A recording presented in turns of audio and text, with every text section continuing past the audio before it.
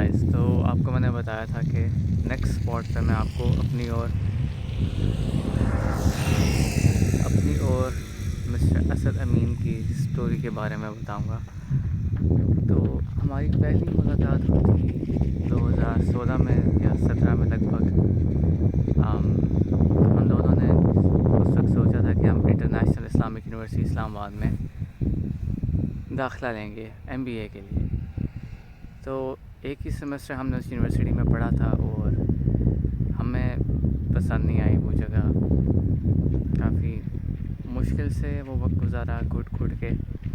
तो उसके बाद हमने डिसाइड किया हम एडमिशन लेते हैं एमएससी अकाउंटिंग एंड फाइनेंस में यूनिवर्सिटी ऑफ लाहौर में। वो कैंपस उस वक्त ब्लू एरिया में था।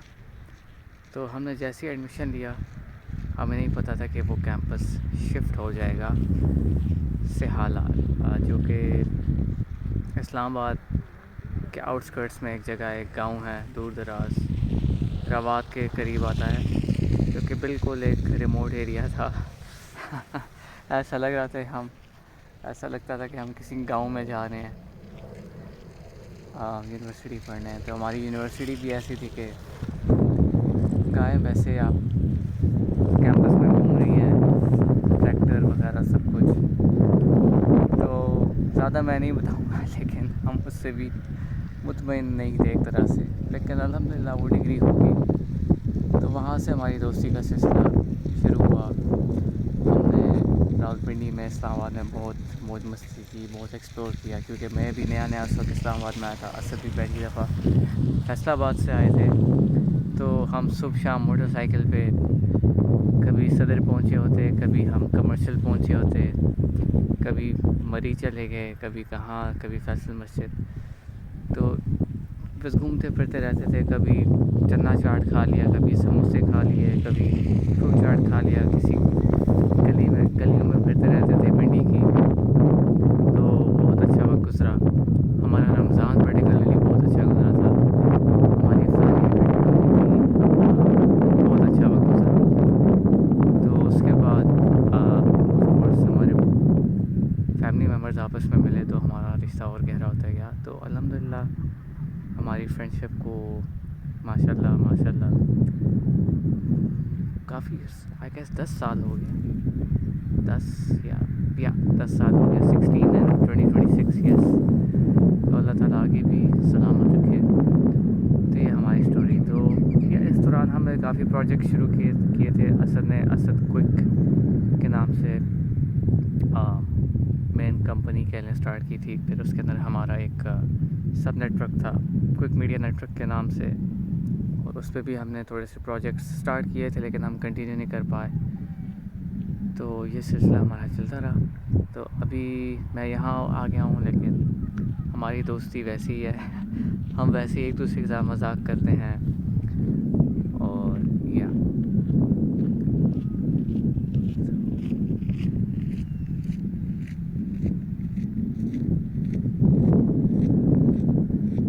अस्सलाम वालेकुम डियर व्यूअर्स, मेरा नाम है Nizam Inayatullah Shamsi, and this is the beautiful city of Mechelen, Belgium. और आज आपको मैं थोड़ा सा अपने बारे में बताऊंगा, थोड़ा सा मेरे बहुत अजीज़ दोस्त असद अमीन के बारे में बताऊंगा, यूरोप की पर्टिकुलरली बेल्जियम के लाइफस्टाइल के बारे में बताऊंगा। फिर वक्त मैं इस दरिया कह लें या नदी के पास से गुज़र रहा हूँ। वो सामने एक लेक है जिसका नाम आई बिलीव नेकर है। खैर, उसके पास जाके आपको बताऊंगा। तो संडे का दिन है, बहुत से लोग बाहर साइकिल्स पे और वॉक के लिए निकले हुए हैं। आगे वक्फे के वक्त आपको दिखाऊंगा। ओके नाजरीन, तो फिर वक्त मैंने थोड़ा सा वक्फ़ा किया है दरिया के किनारे। बहुत खूबसूरत नज़ारा है, पुरसकून, खामोश।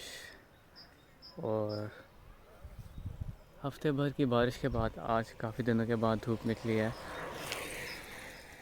आसमान में बादल कम हैं। और ये घर मुझे पर्टिकुलरली काफ़ी पसंद है।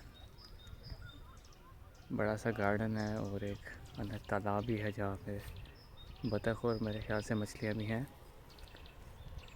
और ये है मेरी सवारी, बेल्जियम की, नेदरलैंड्स की नेशनल सवारी।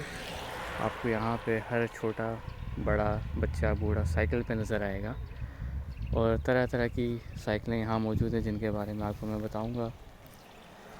मेनली दो इकसाम की होती हैं, एक मैनुअल साइकिल और एक मैनुअल या नॉन इलेक्ट्रिक कह लें, और एक इलेक्ट्रिक साइकिल। तो ये मेरी सवारी यहाँ की हिटवे कंपनी की BK35, जो कि मैंने अमेज़ॉन से ख़रीदी थी ऑफ़र पे। अब इलेक्ट्रिक साइकिल्स में भी बहुत सारी टाइप्स हैं, कुछ फोल्डेबल होती हैं, कुछ नॉन फोल्डेबल वगैरह वगैरह। सो ये फोल्डेबल साइकिल है, उसकी बैटरी भी रिमूवेबल है और इसको आप तकरीबन 5 घंटों में फुल चार्ज करके 60 to 70 किलोमीटर्स मेरे वाले वेरिएंट को चला सकते हैं।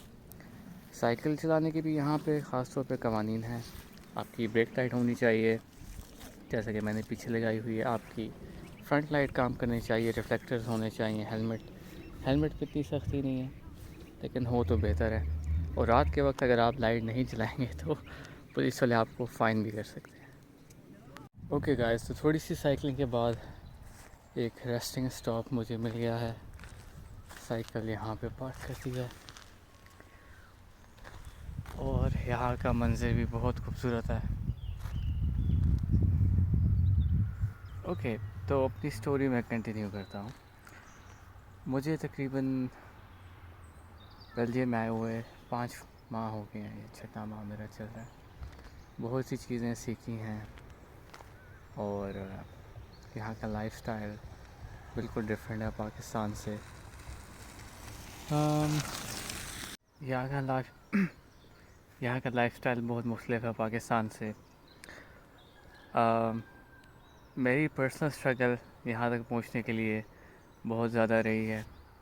इनिशियली मैं जर्मनी जाना चाहता था और मैं 10 सालों से स्ट्रगल करता रहा, बहुत से ऑब्स्टिकल्स, परेशानियों का, मुश्किलात का सामना किया, बट अल्हम्दुलिल्लाह नाउ आई एम हियर। और आगे भी स्ट्रगल जारी रहेगी, जहाँ भी जाना है, जो भी नेक्स्ट गोल्स हैं।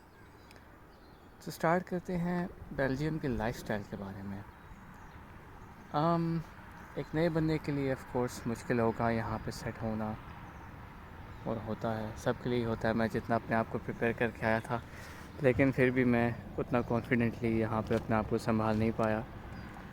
बहुत स्ट्रेस में था। फर्स्ट 2-3 मंथ्स में समझ नहीं आ रही थी, एक नया सिस्टम है, नई सोसाइटी है, नए रूल्स हैं, नए लोग हैं, नए शहरें हैं, नई आबो हवा है, मौसम, उसका भी बहुत बड़ा रोल था सब के बीच। तो इनिशियली परेशानी तो यही थी कि जॉब कैसे मिलेगी यहाँ पे, बिकॉज़ यहाँ पे ब्लॉक अकाउंट तो मेरा है मेरे पास, जो कि आपको एक स्टडी वीज़ा के लिए चाहिए होता है जर्मनी और बेल्जियम के लिए। लेकिन उसके साथ साथ अगर आपने सेटल होना है लॉन्ग टर्म, तो आपको नेक्स्ट ईयर के लिए अमाउंट जमा करनी होती है। तो पार्ट टाइम जॉब करने में मुझे काफ़ी मुश्किल पेश आई और लैंग्वेज बैरियर भी था। जर्मन मैंने सीखी थी पाकिस्तान में अल्हम्दुलिल्लाह काफ़ी अच्छे लेवल तक, लेकिन यहाँ पे ज़्यादातर डच और फ्रेंच चलती है।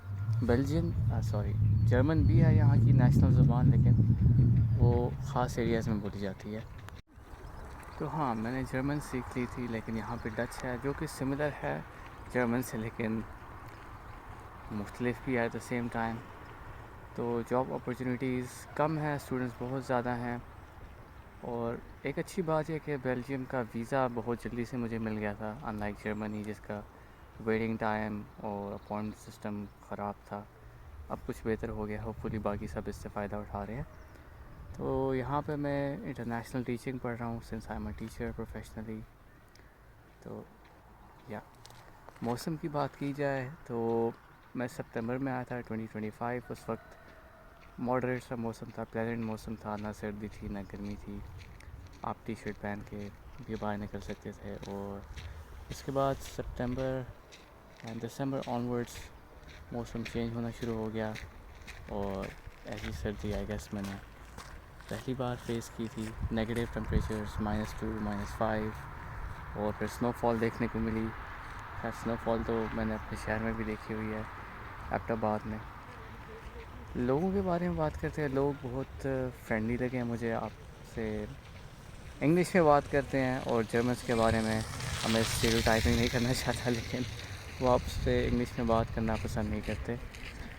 तो या तो गाइस, ये देखें कितना खूबसूरत मंदिर है आपके सामने। तो अपने शहर का नाम फिर से बताता चलूँ, मेशेलन, जो कि बेल्जियम कैपिटल ब्रसेल्स से करीब 20 मिनटों के फासले पर वाक़ है, 20 मिनट बाई ट्रेन। और ये एक गांव है एक्चुअली, और गांव के या शहर के सेंटर में इनकी कोई मशहूर प्रीस्ट आई सपोज पास्टर उनका एक गुरुद्वारा भी है। अब मुझे नहीं पता उसकी प्रॉपर टर्मिनोलॉजी क्या होती है। एक चर्च है, चर्च के अंदर उनका जो भी कह रहे हैं इंतज़ार, I don't know what's the right word. तो मेरे शहर के बीच में से एक दरिया भी गुजरता है, और ये दरिया जो है ये आगे जाके जर्मनी से गुजरता है। इसका नाम है नेकर। और आज मैं बिल्कुल एक नए रास्ते पर निकला हूँ, कंट्री साइड देखने। यहाँ पे पहले आया नहीं, तो आप देख सकते हैं कितना खूबसूरत मंजर है यहाँ पे, साफ़ सुथरा और पुरसकून।